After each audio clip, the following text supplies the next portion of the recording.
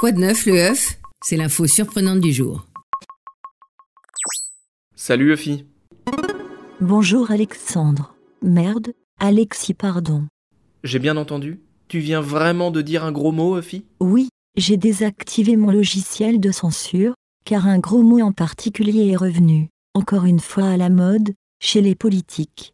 Oula, c'est quoi comme gros mot? C'est surtout une expression très connue du monde politique. Le Premier ministre, Édouard Philippe, l'a reprise à son compte.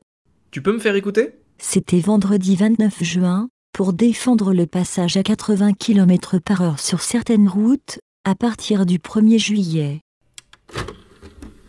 Donc on est encore une fois dans l'accompagnement. L'objectif, pour le dire de façon peut-être un peu triviale, l'objectif ça n'est pas d'emmerder le monde. L'objectif c'est de faire en sorte qu'il y ait moins de morts et moins de blessés graves.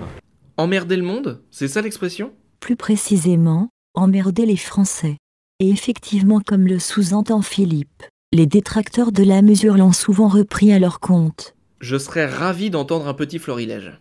Jean-Christophe Lagarde, de l'UDI. Nous voulons confier la responsabilité aux départements, aux maires et aux préfets et aux sous-préfets d'aller regarder leur route en réalité plutôt que d'emmerder les Français avec une mesure générale.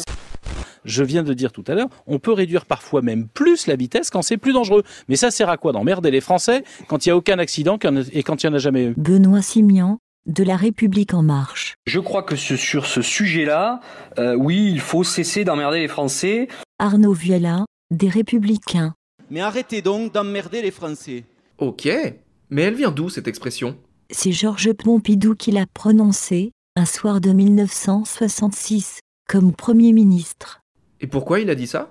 La citation exacte est très parlante. Alors que ce soir-là, un certain Jacques Chirac lui apporte des décrets à signer, et il s'écrie. Mais arrêtez donc d'emmerder les Français. Il y a trop de lois, trop de textes, trop de règlements dans ce pays. On en crève. Laissez-les vivre un peu et vous verrez que tout ira mieux. Foutez-leur la paix. Il faut libérer ce pays. D'accord. Donc tout le monde a repris cette expression pour tout et n'importe quoi. Oui, comme Jean-François Copé et François de Rugy, en 2013 à l'Assemblée. Monsieur le Premier ministre, si on arrêtait, comme le disait Georges Pompidou, d'emmerder les Français. Et puisque vous vous êtes permis de citer Georges Pompidou, j'ai envie, monsieur Copé, de le paraphraser à mon tour, en vous invitant à cesser d'emmerder l'Assemblée par vos manœuvres incessantes d'obstruction et de retardement.